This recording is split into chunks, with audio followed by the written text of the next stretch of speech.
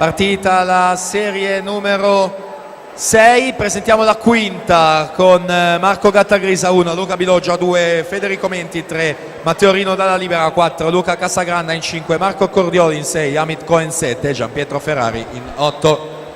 Ragazzi, ancora 5 batterie e poi inizieremo ufficialmente con la cerimonia di premiazione. Grazie.